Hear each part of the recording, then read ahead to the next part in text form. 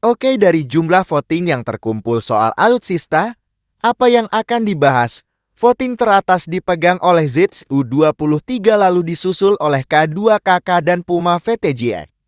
Oke, langsung kita bahas pertahanan udara ZSU-23.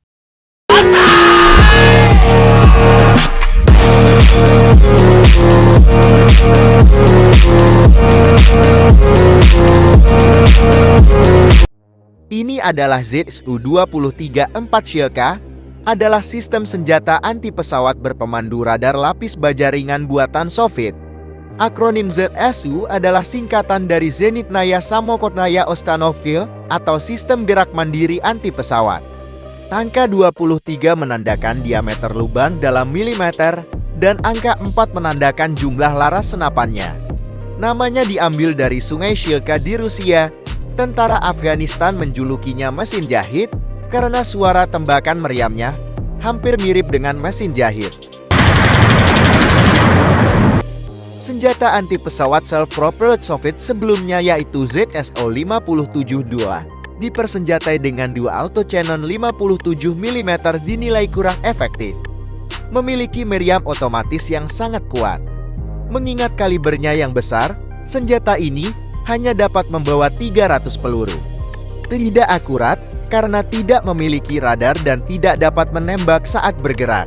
Pengembangan ZSU-23-4 Shilka dimulai pada tahun 1957 bersama dengan ZSU-37-2 Yenisei dan kendaraan tersebut mulai digunakan pada tahun 1965 menggantikan semua ZSO-57-2 di unit pertahanan udara menuju awal tahun 1970-an. ZSU-23-4 dimaksudkan untuk pertahanan fasilitas militer, mengamankan pasukan, dan misi pengawalan.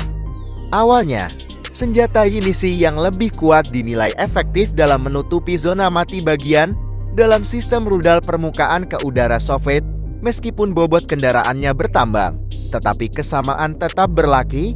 Awalnya, Resimen Tan seharusnya memiliki batalion artileri anti-pesawat Shilka terdiri dari dua baterai, masing-masing 4 ZSU-23-4. Baterai anti-pesawat standar Resimen Senapa dan tang bermotor terdiri dari dua peleton, kemudian satu peleton dilengkapi dengan 4 ZSU-23-4 dan satu lagi dengan 4 sistem rudal permukaan ke udara bergerak 9K31 Strela 1 atau 9K35 Strela 10. Ini menghasilkan kombinasi mobilitas yang sangat efektif dengan daya tembak yang besar dan akurasi yang tinggi. ZSU-23-4 mengungguli semua senjata anti-pesawat NATO pada saat itu dan masih dianggap sebagai ancaman besar bagi pesawat dan helikopter sayap tetap yang terbang rendah. Sistem ini diterapkan secara luas di seluruh Fakta Warsawa dan di antara negara-negara pro-Soviet lainnya. Sekitar 2.500 ZSU-23-4 dari total 6.500 produksi diekspor ke 23 negara. Negara-negara penerus Fakta Warsawa terus memproduksi dan memasak varian ZSU-23-4, terutama varian Donetsk Ukraina dan varian Biala Polandia. Selama Perang Yom Kippur, sistem ini sangat efektif melawan Angkatan Udara Israel. Pilot Israel yang berusaha terbang rendah untuk menghindari rudal SA-6 sering kali ditembak jatuh oleh ZSU-23-4 seperti dalam operasi Duokman selama Perang Soviet Afghanistan. Unit ZSU-23-4 digunakan secara luas dan memberikan efek yang besar terhadap posisi mujahidin di pegunungan. Senjata ZSU-23-4 mampu melayang jauh lebih tinggi daripada senjata pada BMP BTR T-55 atau T-62. Sistem ini dipandu oleh radar dengan 4 auto-cannon 23 mm. Sistem ini sangat revolusioner dan terbukti menjadi senjata yang sangat efektif melawan pesawat serang dan helikopter musuh dalam segala kondisi cuaca. Memiliki kepadatan, laju, dan akurasi tembakan yang sangat tinggi, serta kemampuan masing-masing dari 4 auto-cannon untuk menembakkan jenis proyektilnya sendiri dari sabuk yang terpisah. Kemunculan Shilka menyebabkan perubahan signifikan dalam taktik NATO dalam penggunaan pesawat di ketinggian rendah di medan perang.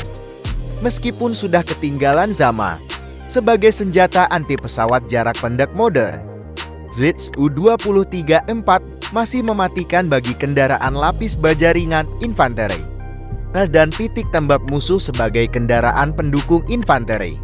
Memiliki berat 19 ton, panjang 6,535 meter, lebar 3,125 meter, tinggi 3,572 meter, dan diawaki oleh 4 kru, ditenagai oleh mesin diesel V6R 6 silinder berkekuatan 280 tenaga kuda dan dapat bergerak dengan kecepatan 50 km per jam di jalan raya dan 30 km per jam di jalan berlumpur.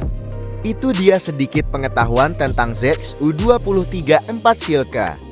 Bagaimana menurut kalian tentang sistem pertahanan udara ini? Silahkan komen dan jangan lupa like dan subscribe.